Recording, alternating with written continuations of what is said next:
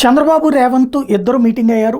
రెండు రాష్ట్రాల ముఖ్యమంత్రుల హోదాలో ఇద్దరికి ఓ పరీక్ష ఏంటయ్యా అంటే 10 ఏళ్ళు విభజన చట్టం కనుక ఆ లోపుగానే సెక్షన్ 9 సెక్షన్ 10 సంస్థల ఇష్యూస్ తేల్చుకోవడం, సెక్షన్ 11కి సంబంధించినటువంటి నీళ్ల పంపకాలు తేల్చుకోకపోతే కేంద్రం జోక్యం చేసుకోవాలి.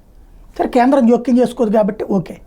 కానీ కేంద్రంలో భాగస్వామి చంద్రబాబు, కేంద్ర ప్రభుత్వంలో భాగస్వామి, కేంద్రంతో భాగస్వామి.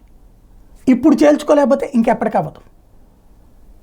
నెంబర్ 2, విభజన చట్టం చేసినటువంటిది కాంగ్రెస్ పార్టీ. ఆ చట్ట ప్రకారం ఆంధ్రాకి ఇవ్వాల్సింది తెలంగాణ. ఆ ప్లేస్లో ఉన్నది కాంగ్రెస్ ముఖ్యమంత్రి అయినటువంటి రేవంత్ రెడ్డి. ఇవ్వకపోతే ఆంధ్రాలో మైనస్, ఇస్తే తెలంగాణలో మైనస్. ఇద్దరికీ సమస్యే. ఇద్దరూ ఎమికబుల్గా సొల్యూషన్ వస్తే కరెక్ట్గా పరిష్కరించుకుంటే తప్పే లేదు.